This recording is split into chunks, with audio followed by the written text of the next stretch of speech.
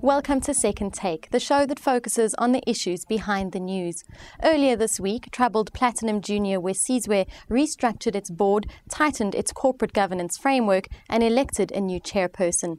Mining Weekly editor Martin Creamer is with me in the studio to explain the situation. Welcome to the show, Martin. Hi, Shannon. Can you briefly tell us a bit about the history behind this restructuring and how it all began? Yeah, we thought that Wesizwe Platinum was a Platinum Junior made in heaven. It was a lot of support, seemingly, from the near mine community.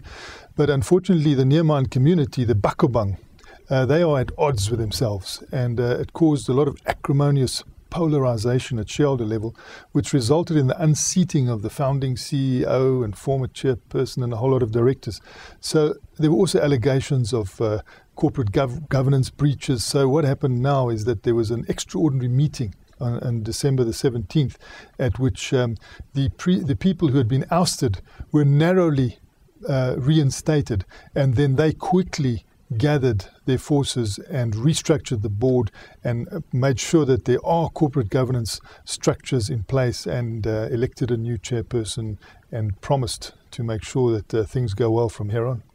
What does a situation like this mean for near mine communities, and how can it impact on investor confidence? Well, I think it'll impact on investor confidence from a social risk point of view, because it's low risk when it comes to geology, low risk when it comes to mining.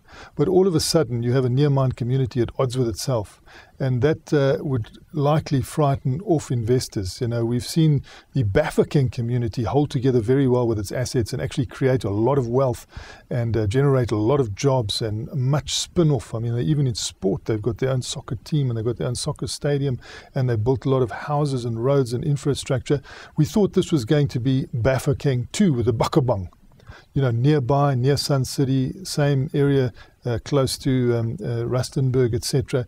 And we thought that they would repeat that. But all of a sudden, we see acrimonious polarization at community shareholding level, which is rocking Wesizwe Platinum.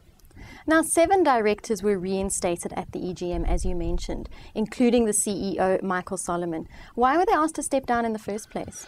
Well, I think that the certain fragmented shareholdings took advantage of, or factional shareholdings took advantage and probably premeditated advantage of a badly attended AGM. And they made sweeping changes and brought in new board members. But the tenure of those new board members was short-lived. And at the extraordinary general meeting that was called for on December the 17th, all those old hands were reinstated, but by a very narrow margin. It is clear that these community members are on opposite sides of the pole in this situation. What does it mean for the company in the future? Well, I think that they need to now make sure that they do become involved in the, you know, the actual, the traditional council, as it were. They need to go back to basics and try and work out structures that have a sort of a shareholding with a fairly common voice, because we see that when the shareholding becomes split like this, a lot of people don't know how it has happened. You know, we suddenly see you've got the Bakobang shareholding with about 12%, and then you've got New Shelf 925, which has popped up, and people are wondering, well, how did these 44 million shares get hived off?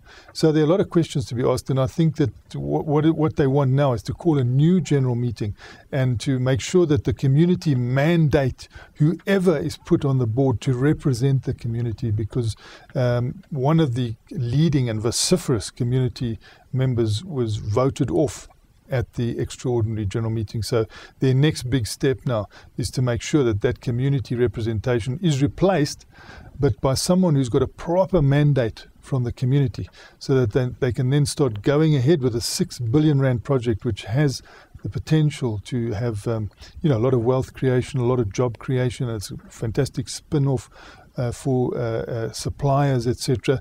But we've got to realize, and I think the communities have got to realize, that, you know, what they are part of there is a national patrimony. You know, this is a national patrimony. It's a platinum deposit in the ground in which every South African really has a share. And I think that they don't realize how lucky they are, you know, to be part of this directly with a sizable, you know, shareholding of close to 26%, and it could, put a lot of wealth through that community, and it could have a tremendous spin-off. We see with the Bafokeng, the education levels of a lot of those Bafokeng are high. They go to the top schools in the country, and they're getting involved in the technical side of mining. And it'd be fantastic to see a repeat performance with the Bakobang, but they first got to make sure that they mandate the representative well, and make sure that the community then is vigilant. But I think being fractious is causing problems. Let's hope they manage to sort those problems out in the future. Great, Thank Shannon. you for your time, Martin. It's a pleasure, Shannon. That's the show for today. Join us again next time for more news and insight into what's happening in the mining world.